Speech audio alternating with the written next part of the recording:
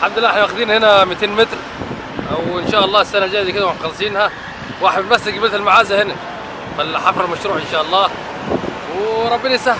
اسم الكريم ايه؟ عبد الله ابو جمعان. في اي مشاكل يا عبد الله؟ لا كله الحمد لله تمام. بتشتغلوا قد ايه في اليوم؟ بنشتغل 22 ساعه. 22 ساعه. 22 ساعه.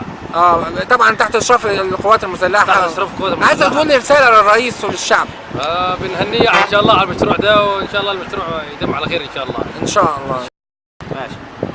احنا عملنا المشروع هذا صلاة النبي وشغالين فيه، ونزلنا العمق 13 متر، وبدأنا نجيب المية واللي هو شغالين الحمد لله. تقول ايه للرئيس والشعب؟ اقول للرئيس يعني مشروع حلو والله، مشروع. القبائل العربية مشاركة في المشروع دوت.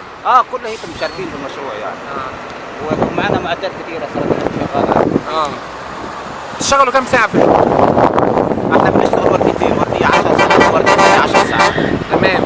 هيخلص المشروع ان شاء الله؟ ان شاء الله المشروع هيخلص يعني السنة دي ان شاء الله يكون الشغل شغالة فيها ان شاء الله يعني الهيئة تشتغل بقى يعيدوا مع الهيئة. بسم الله الرحمن الرحيم. مهندس منصور زاهي جمعة، شغال في مشروع حفر قناة السويس المحور.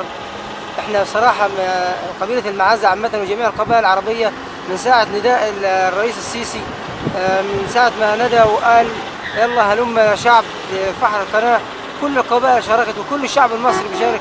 واحلى ما في المشروع ان كل الايد المصرية هي اللي بتفحر، مفيش ايد اجنبية خالص.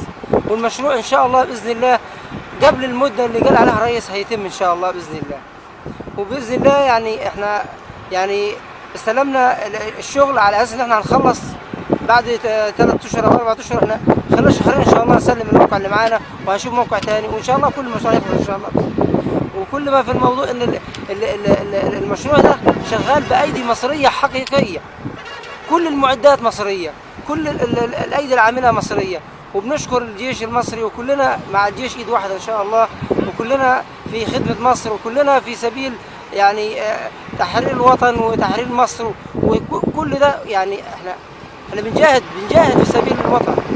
بسم الله الرحمن الرحيم. انا اسمي محمد راشد رفيع سالم من قبيله الحيطات. احنا معايا عربيه بنشتغل 24 ساعه ما بننامش، وربنا يكون في عون الرئيس في حفر القناه. هتخلصوا امتى ان شاء الله؟ ان شاء الله يعني مش هتكمل السنه. ان شاء الله. بتقول ايه للرئيس في المشروع العظيم ده؟ بقول له ربنا يعينك على حفر القناه.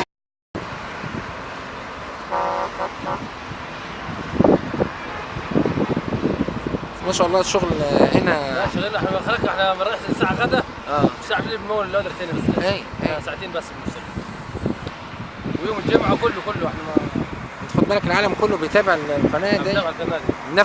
بنفسكم بنفس الجيش ان شاء الله باذن الله. احنا كان بيقولوا 6 شهور شغال بس احنا ما كناش هنكمل 3 شهور. لا حلو والله. يا رب.